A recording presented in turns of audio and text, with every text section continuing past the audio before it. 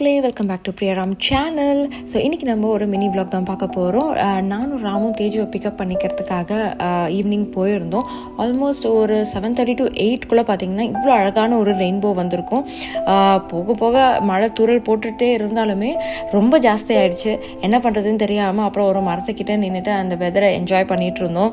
So எவ்வளோ நல்லா இருக்குது பாருங்கள். அது வெதர், மழை ஒரு பக்கம், சன் ஒரு பக்கம், ஒரு பாண்ட், அப்புறமா நேச்சர் எல்லாமே கலந்து அது கூட ஒரு 2 அழகான ஒரு ரெயின்போஸ்.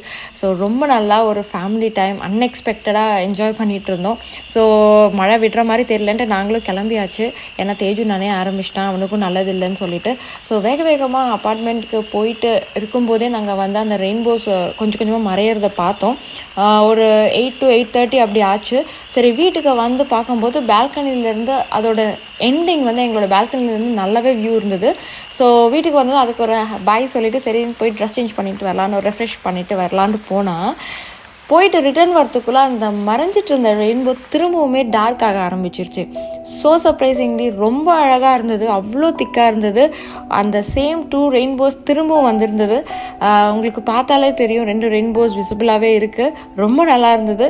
ஸோ டக்கு டக்குன்னு தேஜுவை கூட்டிகிட்டு வந்துட்டு we had some good family time.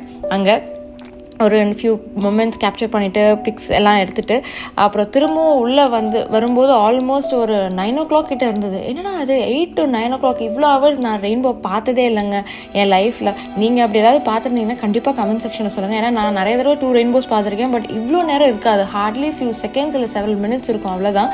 But ஆனால் இது எனக்கு ரொம்பவே ஆச்சரியமாக இருந்தது. ஸோ இந்த மொமெண்ட் உங்ககிட்ட ஷேர் பண்ணணும்னு நினச்சேன். இந்த மாதிரி உங்களுக்கு ஏதாவது எக்ஸ்பீரியன்ஸ் இருந்ததுன்னா கண்டிப்பாக கமெண்ட் செக்ஷனில் சொல்லுங்கள். Thank you so much. Hope you like this video. Bye, see you all soon. Video உங்களுக்கு பிடிச்சிருந்ததுன்னா மறக்காமல் லைக், ஷேர் அண்ட் சப்ஸ்கிரைப் பண்ணுங்கள். Take care.